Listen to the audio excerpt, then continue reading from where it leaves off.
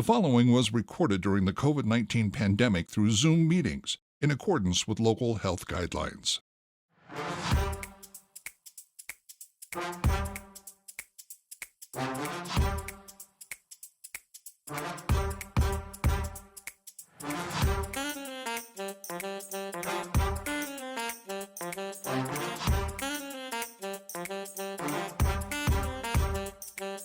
Hi, I'm Mike Maloney, and welcome to another CSRM podcast. Today's episode is hosted by Dr. Greg Linville.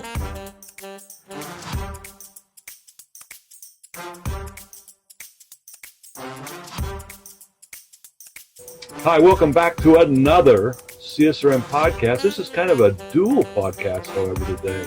And Bryce Johnson is our guest. And Bryce, you've got Unpackin It. Tell the folks, first of all, welcome, but also tell us what Unpackin It is and what's your podcast and what's your ministry. Greg, it's great to be with you. And we're a ministry for sports fans, a community of sports fans following Jesus.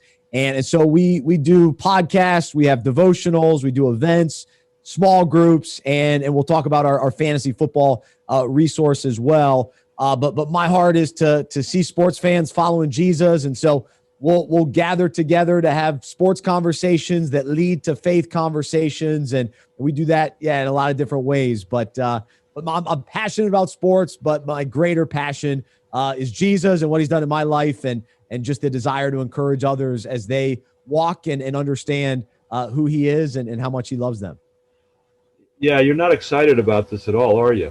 And tell us this journey. First of all, if the folks who are listening and watching, if they didn't pick up on it, it's designed for the sports fanatic. That's right. You were nice. You called them fans. That's right. We call them fanatics. We're nuts. We're fanatics.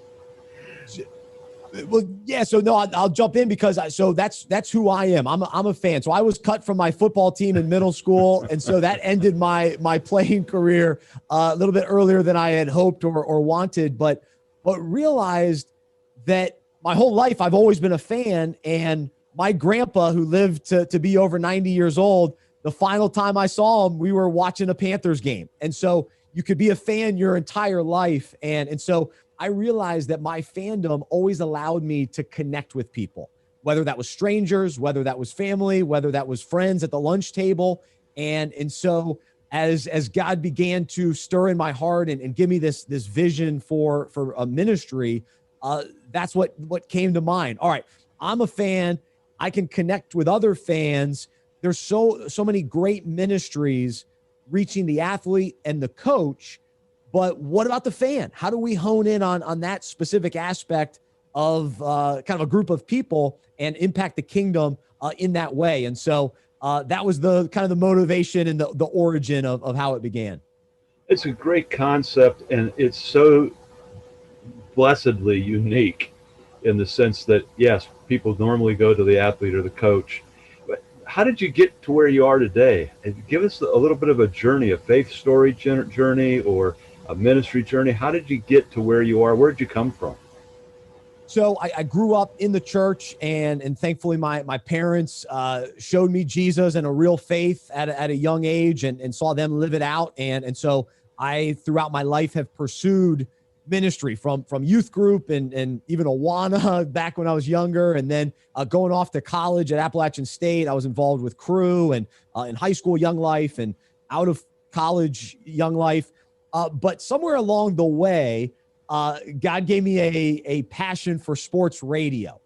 And when I was in college, that passion mainly became more about me than it was about him. And so I pursued a radio career. So I was all in on sports radio, and, God allowed me to experience that, and he opened doors. And from a kind of worldly perspective, I did have some early success as a young radio host. So going from Appalachian State back to Charlotte, I was an afternoon host, but there came a time where I was just wrestling and experiencing this lack of purpose and meaning in my life. And so I thought that well, I just want to be a radio host. That's what I want to do. And I was doing it, and I was getting anxiety going in, and I was just restless, and something didn't seem right. And so there were, multiple things at play, but ultimately he allowed me to experience it, and then made me realize this isn't all that I have for you. I've got a greater purpose for you. And so I had to get to the end of myself. I'm still getting to the end of myself. It's an ongoing process, but in that season of life, really having to acknowledge that, okay, Lord, what do you want from me? So I ended up walking away from sports radio. It was kind of a crazy thing that I did. A lot of people were wondering, what are you doing? And it was during that season of life where God really gave me this passion and idea to pursue, basically still do sports and do radio, but incorporate my faith into it. Basically recognizing, all right, God's given me these gifts and these passions and these experiences and these opportunities for him, not for me. And so that's when this kind of vision began. And actually, when you and I first connected was kind of the first step in the journey when I was working at Sports Spectrum magazine. Right. It was a little bit, the setup was different than what it is today. But back then it was actually in North Carolina. And so I was working there with the hope of doing a sports and faith radio show. And what ended up happening is that opportunity birthed out of my time there. So I ended up leaving good terms, and just God opened up a new door for me to start Unpacking it. So it began as a sports and faith radio show, and the show got syndicated, and we ended up on Sirius XM and all this sort of stuff. But along the way, God expanded my scope and vision for what the ministry would be all about. And it went beyond sports radio. And so now we're still doing podcasts and that sort of thing, but we ended up starting up, a nonprofit ministry and really with this mission to reach sports fans. And so we added the devotionals, we added the small groups that we call packs. We've been adding kind of different stuff over the years. Even last year during the pandemic, we started doing this Unpacked lunch with sports fans around the country. We come on, talk sports, faith, and life. And it's just been a real fruitful thing that we'll keep doing. So anyway, so the ministry, it began with sports radio, but thankfully God has kind of gone beyond that and opened up some even newer doors. And that's what's been so fun to see and experience along the way. This is a great, and I don't know if it's quite a culmination yet. I think there's still stuff in the future, but it's certainly been fun to see. And it's been a blessing and inspiration to many people to see how God has taken you. And I know it hasn't always been a straight line for you. It's been a little bit of this, a little bit of that. And it's like any of these ministries, we keep learning, don't we? That's but right. Today, you're with us, and we're focused on helping us, meaning CSRM, helping local churches do their sports rec and fitness. And particularly within the last year, when they couldn't get out on that field, they couldn't get out on that court because of all the COVID stuff, they started looking at different things. And I think it's opened up a door and opened up the eyes of a lot of our local church sports rec fitness people, saying, maybe there's some other things here that we could continue to do even after COVID. And you've got some ideas for churches to do that. We want to kind of put that as a teaser that we're going to come back to that in a little bit. But tell us, if you will, what's your perception today? Has COVID impacted sport beyond just what I just said, that some of these recreational leagues didn't get together? What's happening culturally? What's happening out there in the sports world because of COVID?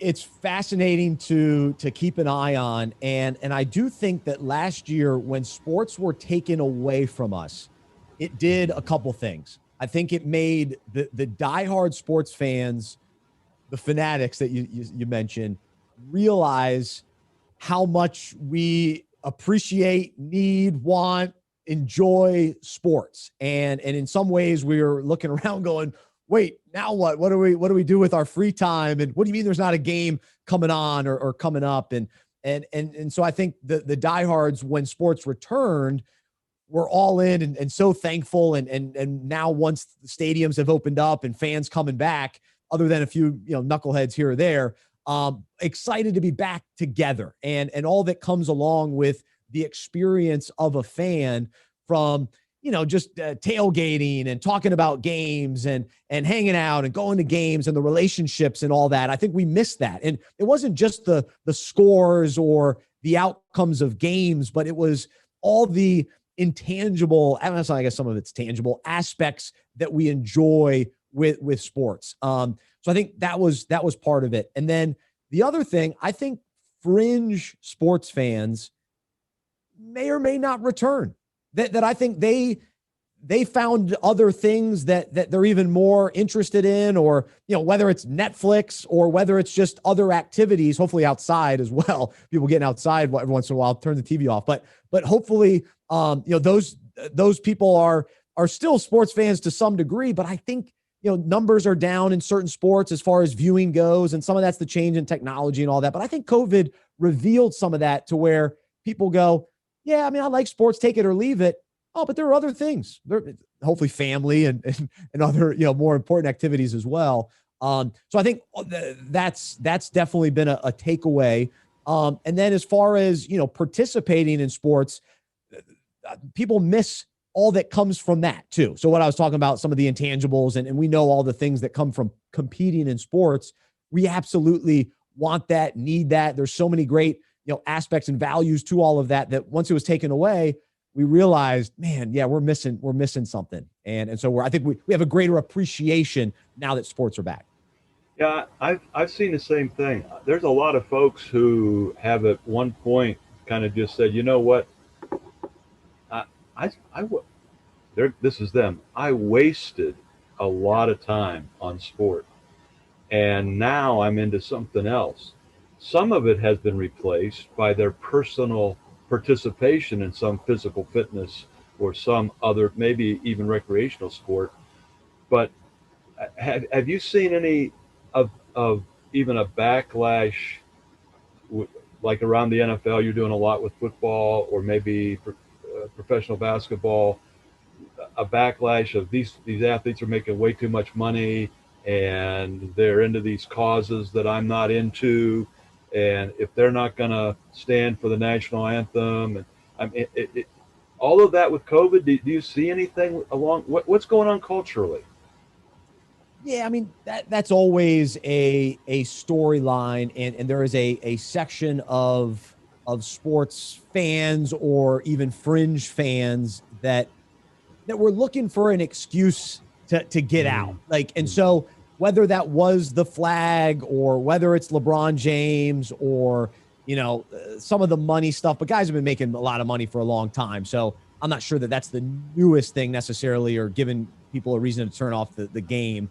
But I do think that COVID, it just was an excuse. It was kind of like the last straw, where it was already heading that direction, where some people were tuning into games and then they get frustrated because certain players were advocating for something they don't like, or they haven't liked the player movement in sports. The Aaron Rodgers saying, I don't want to be here anymore. And there are multiple situations like that turn, fans off. And so, I understand that. I get that. And I think in some ways, maybe the general fan has lessened a little bit, and he focuses on one specific team or one specific sport a little bit more, because some of those loyalties are so strong that it's hard for them to give up, their team. Maybe they've given up the overall sport or something like that, but not their team. Or maybe they've gone more to college sports, or even college has their own questions and issues as well. But ultimately, for me, as someone who sees the positive side of sports fandom and the advantages of the relationships, of the connections that sports and following sports creates, and the bond that it creates. Because even for me, I'm more connected to my friends in the fall than I am in the summer, because we're playing fantasy football, because we're watching NFL every weekend, we're watching college football on Saturdays. There's just more football fans, and so I hear from them more often, and so we're just more engaged because of that. So that's what I always focus on. And for those guys that end up, hey, I'm just too busy for sports or to keep up with sports like I was in college, that's fine. That's great. Be the dad, be the husband that you need to be, And it doesn't necessarily mean that they don't like sports anymore. It's just not as much of a priority. And so for those guys, like we still, from a ministry standpoint, we still have chances for them to connect with us. Maybe it's in a smaller degree, but that's okay. Like that's almost best case scenario in some ways. So anyway, I'm going on. Yeah, and I see that in some ways as a real opportunity for the local church who's doing the sports rec and fitness, because I'll tell you the games that I don't miss personally, and I'm there every time, is my grandkids coach pitch league. I mean, that to me is the best game of the week. Absolutely. And my grandson the other night had 3 putouts. He himself he didn't hit into it. He caught it. You know, he made 3 putouts out of the first 6 outs at a coach pitch game, which is unheard of, you know. Wow. And oh my gosh, that was the most exciting thing that happened that week. And I think that if we talk to churches and help them understand that this sport is an opportunity for them, but maybe we need to reshape it a little bit or redirect it, it's still a great tool. And I also think that, and I'd be interested to hear from you as we go forward on this, I think when people walk away from sport, that they walk away because they're not rooted theologically, because they start to see sport as being something that is anti-biblical or anti-religious or something. And one of the things we've been trying to help, and I know you do too, is try to help people understand, hey, theologically, competition was created by God. It's good. Now we can mess it up, right, just like we can mess up a lot of other things that was created good. But I really think that that's something that's happening. Any quick comments about any of that? Well, from my perspective, when I'm watching sports, I'm seeing parallels, and I'm seeing biblical parallels take place. And so the devotionals that I write, so I write Monday, Wednesday, Friday. Today I wrote about Dak Prescott and his comment that he made about burying an injury. And so I wrote today about the fact that Jesus was buried, which means our sin is buried. And so our quote unquote injuries from our past have been buried with him. And so he was just talking about his injury and getting back on the field for Dallas, but I think about it differently. And so I try to help sports fans, read between the lines and see what people are saying and what we're watching and being able to parallel that to our own lives and to be encouraged in our own life. And so, I see the positive side of sports and the fact that like a lot of the emotions and experiences that come across in participating in sports or watching sports, they parallel everyday life. And so it just kind of intensifies or spotlights or we're all kind of watching the same thing. And so then we can grow in those ways. So and to push that out a little bit further, even because I'm right with you, a lot of folks within our tribe, so to speak, within the evangelical Christian world, we always say, well, God's word, God revealed himself through his word. It's inerrant, it's infallible, it's all those. Okay, that's what CSRM, that's part of our statement too. We believe that. But we also believe that God is revealed through natural revelation as well as divine revelation being the word of God, the Bible. But the natural revelation, we can see that. But we always have to interpret the natural through the divine, right? Yes. And so what you're saying and what you do in your devotions, this is helping us see God, helping us see theology. We got to have both. Got to have the Bible in one hand and a ball in the other hand, right? Yeah. And that's thinking it. And I love what you're saying there. Well, we've come down to the end of this segment for us. We're going to come back, but I want you, those of you that are listening as you're on your treadmill or you're commuting or you're watching it around the house or whatever you're doing, I want you to come back next time because we're going to delve more into how the local church can get involved with Bryce, with Unpackin, and some things that can help you reach that fan, that sports fan. So make sure that you come back to us. And Bryce, thanks for joining us for this segment. we're looking forward to the next one. Absolutely. Thanks, Greg. What a fun conversation. I appreciate it. The CSRM podcast is a production of the Association of Church Sports and Recreation Ministers and their video production house, Overwhelming Victory Flix. Dr. Greg Linville is the executive producer, and Andrew Fouts is associate producer and editor. For more information about CSRM, visit csrm.org. For more information about Overwhelming Victory, visit overwhelmingvictory.org. The CSRM podcast is the flagship member of a new podcast network called Overwhelming Victory Radio. For more information on Overwhelming Victory Radio or to listen to our partner podcasts, visit overwhelmingvictory.org/OV radio. For CSRM Podcasts, I'm Mike Maloney. Have a blessed day.